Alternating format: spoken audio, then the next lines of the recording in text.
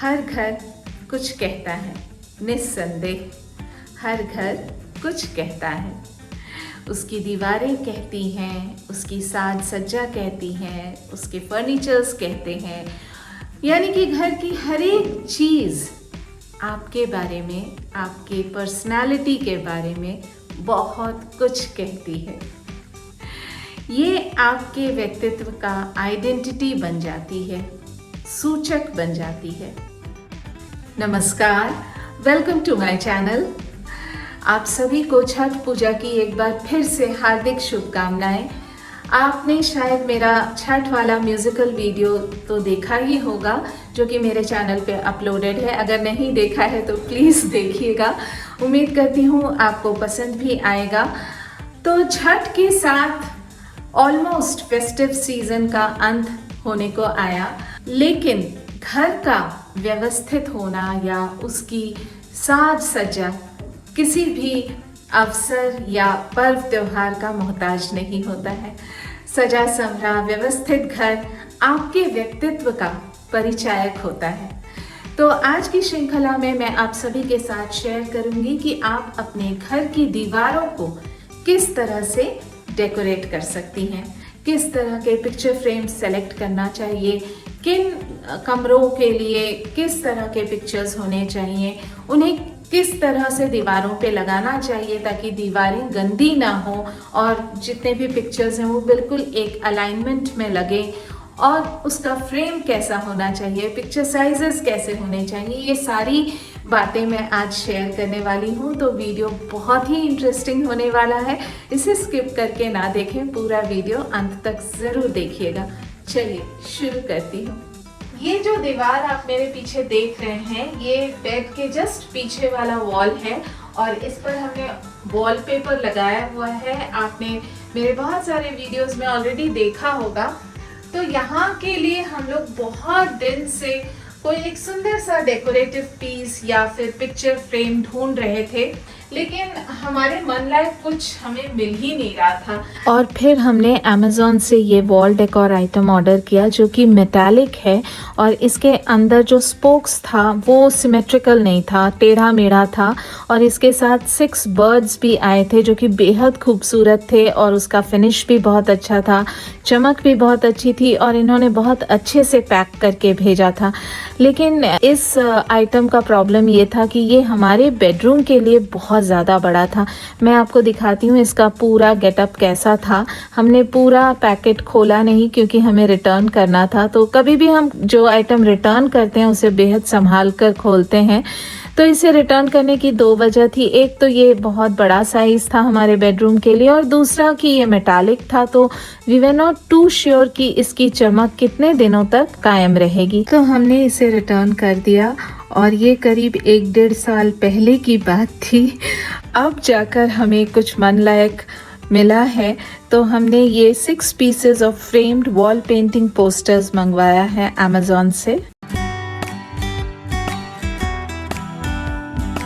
केवल सुंदर पिक्चर खरीद लेने से बात नहीं बनती, इसे दीवारों पे किस तरह से लगाना चाहिए इसके पीछे भी काफ़ी प्लानिंग की आवश्यकता होती है। दीवारों पर फोटो फ्रेम या फिर पेंटिंग्स उपयोग करने के बहुत सारे रचनात्मक तरीके हैं, जैसे कि इस तरह का कोलाज बना सकते हैं जहां आप फैमिली फोटोग्राफ्स या फिर अपने बच्चों के अचीवमेंट्स का एक कोलाज बनाकर फ्रेम करा सकते हैं।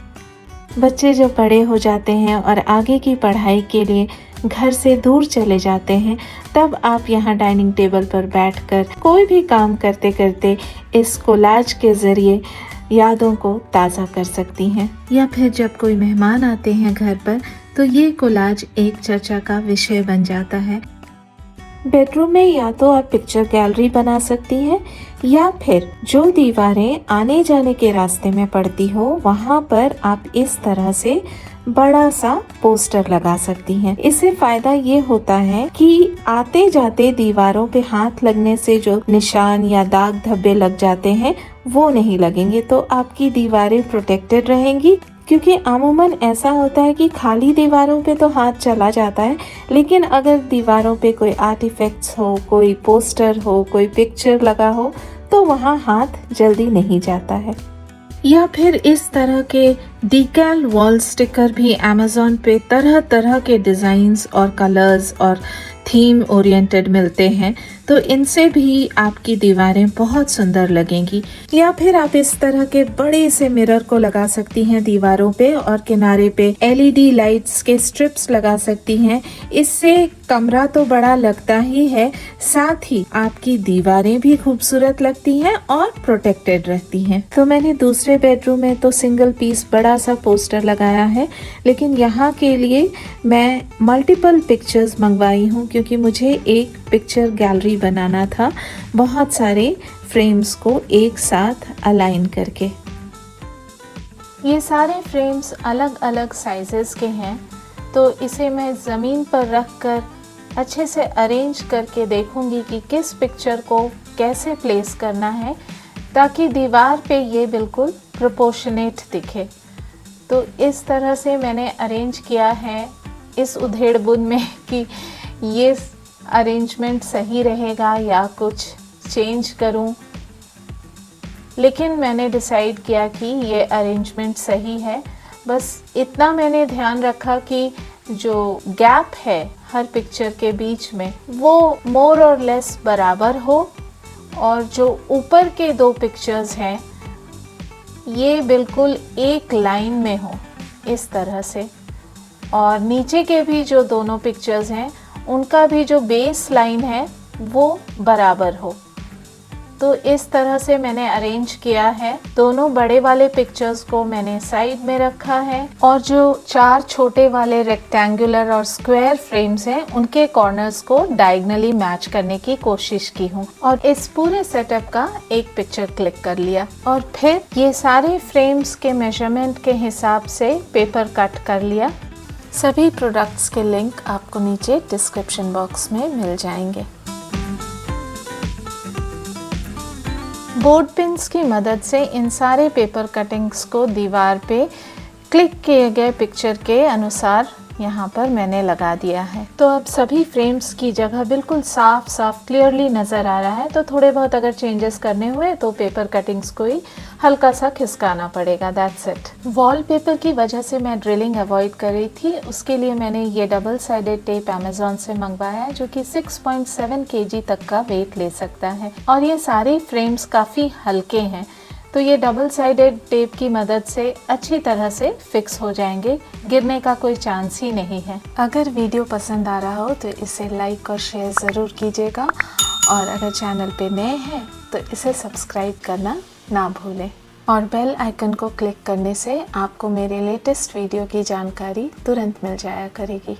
पेपर कटिंग के चारों कॉर्नर्स पे मैंने पेंसिल से हल्का सा निशान लगा दिया था, तो इसलिए मुझे फ्रेम्स को लगाने में बिल्कुल भी दिक्कत नहीं हुई। बहुत इजीली मैं सारे फ्रेम्स को अलाइन करके लगाई हूँ, बिल्कुल प्रोपोर्शनेट दिख रहे हैं दीवार पे और दीवार गंदा भी नहीं हुआ है। No mess around, everything is so clean and tidy. और मैंने कुछ फ्लावरी और कुछ ट्रेडिशनल पिक्चर्स को मिक्स मैच करके लगाया है। और मल्टीपल पिक्चर्स लगाने का मेन उद्देश्य ये होता है कि आपको एक नज़र में काफ़ी कुछ दिख जाता है, मोनोटोनस नहीं लगता और इन्हें देखकर बहुत सारे पॉजिटिव वाइब्स, अच्छे अच्छे विचार मन में आने लगते हैं। इस तरह के पिक्चर गैलरी आप घर के अलग अलग कमरों में बना सकती हैं, लेकिन मैंने ये ध्यान रखा है कि सारे फ्रेम्स एक ही कलर के हों और इन फ्रेम्स की फिनिशिंग बहुत अच्छी है। आप चाहें तो इस तरह का डबल माउंटिंग भी कर सकते हैं। पीछे कार्डबोर्ड दिया गया है और साइड में गोल्डन स्ट्रिप्स है, तो इस तरह से डबल माउंटिंग भी बहुत अच्छा लगता है।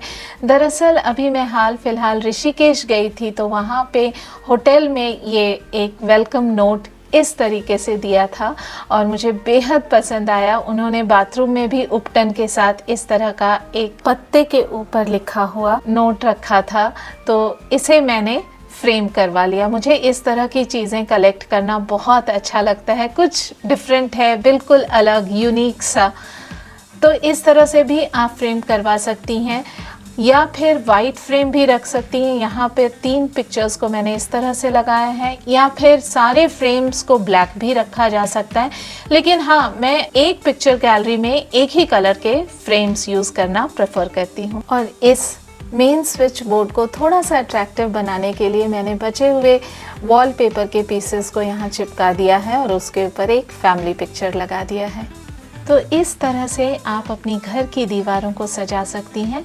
और एक ज़रूरी टिप, हो सके तो हर पिक्चर के ऊपर इस तरह की पिक्चर लाइटें ज़रूर लगाइए। ये पिक्चर को बहुत ज़्यादा ग्लोरीफाई कर देता है। Thanks for watching the video और उम्मीद करती हूँ आपको ये एपिसोड पसंद आया हो, हेल्पफुल रहा हो। तो इसी के साथ मिलती हूँ अगले वीक एक नए कंटेंट को लेकर। तब तक के लिए बाय बाय।